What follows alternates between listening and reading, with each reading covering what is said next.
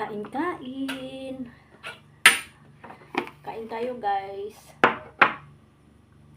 Yung ulam ko, pakbit. Nilagyan ko ng pritong isda. At saka paksiw na galunggong, guys. Matatapon kasi pag naipakita ko. Paksiw na galunggong. Kain tayo, guys. Paksiw na galunggong.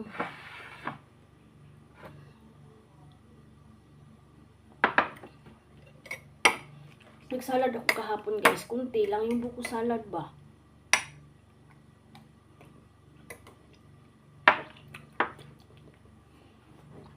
Parang feel ko panis, no?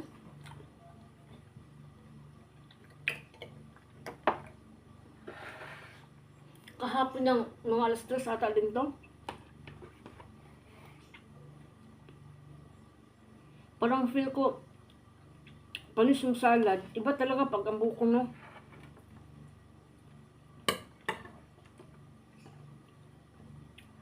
Marami pa naman akong ginawa, guys, na ano, na buko salad. Ngayon lang din ako nakapag-isip na magbuko salad. Macaroni naman talaga ako, guys. Ang pangit lang, iwan ko lang kasi magkamay tayo, guys, kay gutom. Iwan ko lang, guys, ha, kasi ngayon lang ako, bihira lang talaga ako nagbubuko. Kasi para sa akin, pandali lang masira. Tingnan mo yung ngayon, eh. Parang namoy, ano ba, or okay lang talaga ako.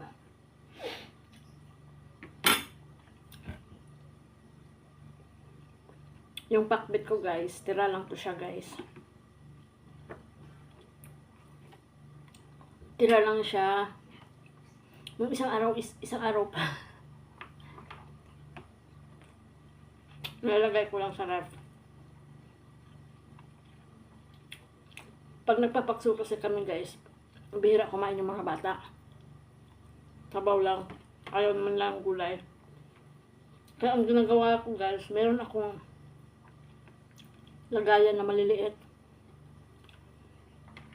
na plastic. Doon ko nilalagay, guys. And then, nilalagay ko siya sa freezer. Pag kagaya ngayon, gusto ko mag-ulam. Kagabi pa lang kasi matigas na siya sobra. Kagabi pa lang, nilagay ko na siya sa baba. Para hindi na siya mahirap anuhin. Kaya iniinit ko na lang. Kaya ganito na sa guys, konti lang. Hanggang tanghali ko na to.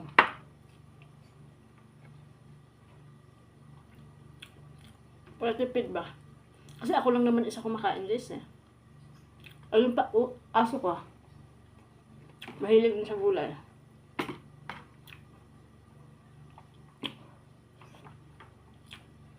Tapos kahapon kasi namalingki ako. Bumili ako ng paksiw.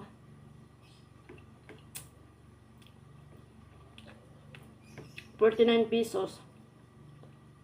7 piraso, guys. Katamtaman lang yung laki.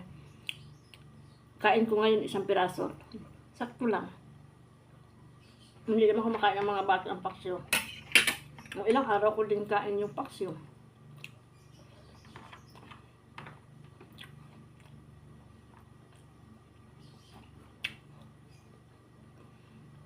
Mga tira-tira lang sinain ko ngayon, guys. Kasi alam nyo, pakikain ako doon sa kapitbahay.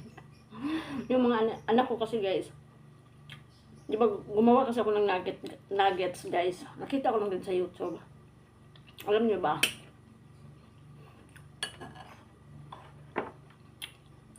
Napagod ako sa kagagawa. Kasi dumidikit sa kamay ko. Or hindi lang talaga ako marunong. First time kong gumawa. Nakita ko lang sa YouTube. Ginaya ko. Eh, yung maggaganyan, guys, dumidikit sa kamay ko, nilalagyan ko na nga oil yung ano ko, eh. Kamay, eh. Ang akin lang kasi doon is ano, yung tarang mas healthy pag tayo ang gumawa. Yun lang yung purpose ko doon. At din ngayon, guys, Ang tagal, ang dami kasing kamuti ng pakbit ko. And then ngayon guys, napagod ako sa kakagawa. Sabi ko, hindi ko na to ulitin. Napagod ako. Take time. Ubos ang oras ko.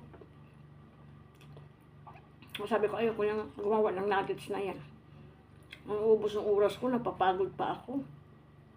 Ay, paborito kasi ng mga bata yung nuggets. Pero sabi ng mga anak ko, sarap daw. Kudos na lang kasi sabi nila, masarap mama. Gumawa ako ng kunting salad.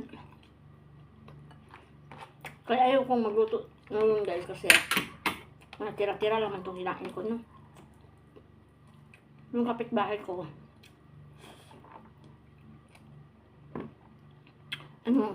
nakapasa sa board exam yung anak niya guys pagka accountancy, so SPE na siya.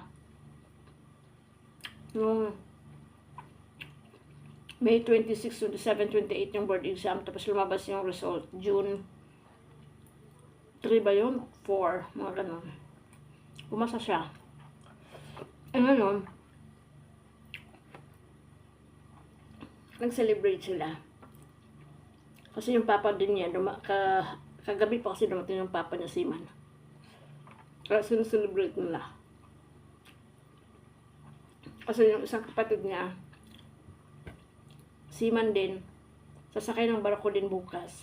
Kaya hinabol nila yung araw na to na makapag-attend yung isang kapatid nila. Bumili sila ng lechon guys sa Laluma. Di ba po Laluma masarap yun. Kaya sabi ko, hindi ako magluto kung tanghalian. Makikain ako doon. Family friend ko na kasi yun guys. Parang ano na lang, parang kapatid ko na rin ba.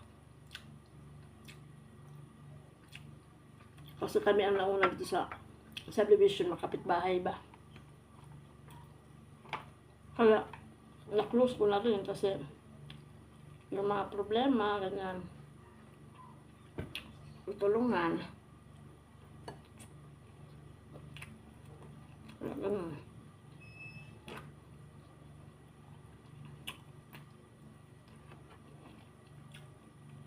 Kunting kain lang para marami tayong makain mamaya dun sa ano.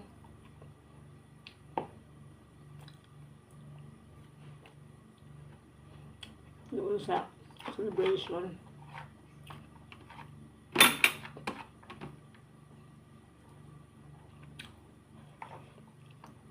Tatlo lang kasi kami close dito guys eh.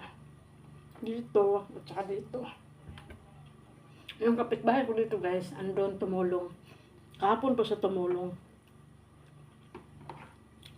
Hanggang ngayon. Ako ba ako tumulong. Kasi yung mga niluluto naman nila guys, minudo, mga ganun. Di ko alam yan. Simpleng probinsyana lang ako, yung pagkain lang na ano, simple. Alam nila busy ako. Hindi rin nila ako tinawag.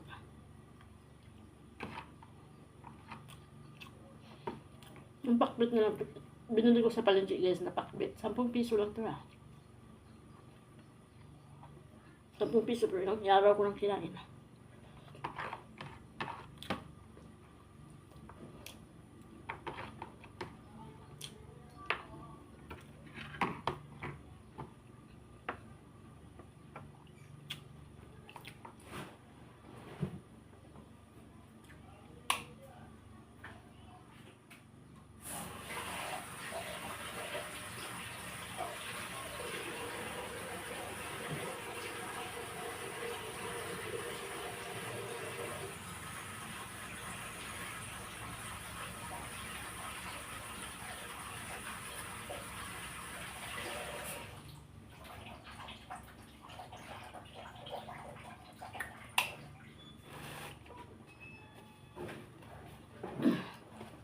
Inom muna tayo ng gamot. Ang mga high blood guys.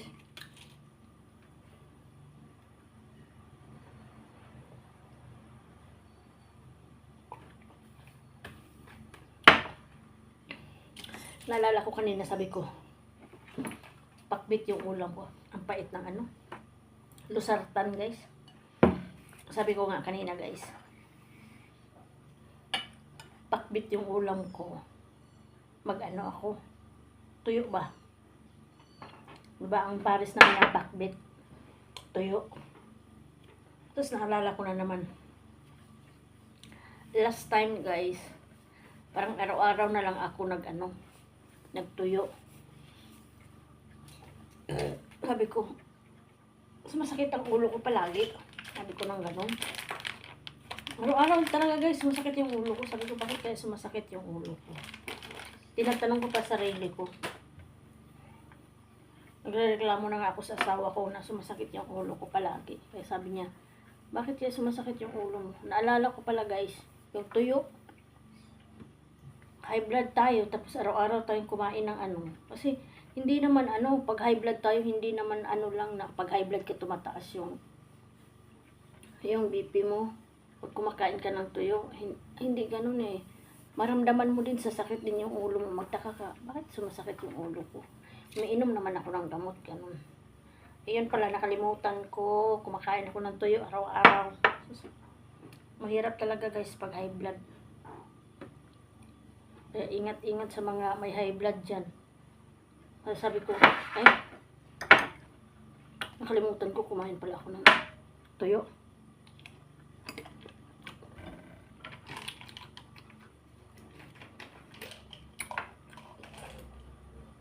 Ulan ko lang kung parang may ibang lasa yung ano ko guys. Salad ko.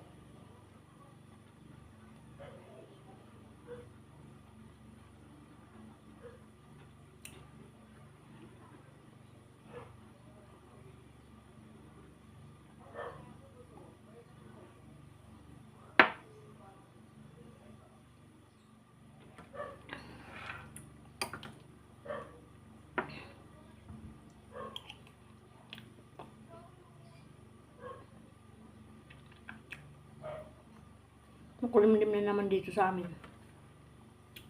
Makulimlim. Maya-maya konti ulan.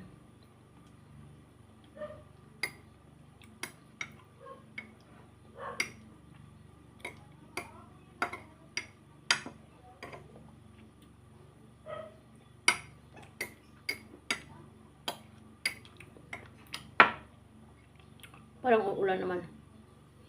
Maaga ko naglinis dun sa terrace ko guys kasi dalawa yung misa ko dun sa taas. Yung isang urukan ko na parang ratan. Ay, urukan. Hindi siya urukan. Yung plastic lang na misa ng 4 seaters guys. Yung uso ngayon na ratan. Pinatungan ko lang ng bougainvillea. Tinanggal ko kanina kasi hiramin ng kapitbahay ko kasi may celebration nga. Tinanggal ko yung mga bougainvillea kanina. Binabrush ko para malinis naman. Kaya pinapatuyo ko na. Hindi pa umaraw.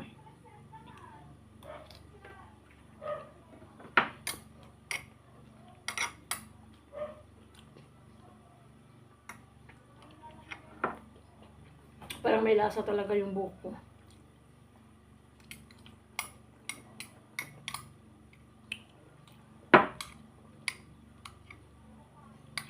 Marami pa naman to sa rep.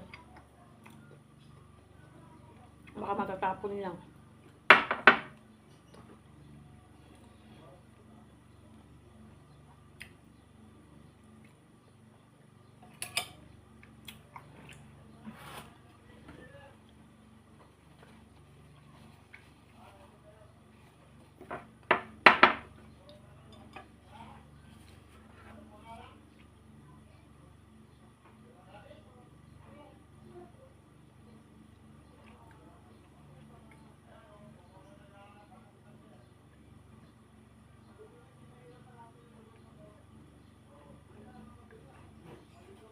Thank you guys.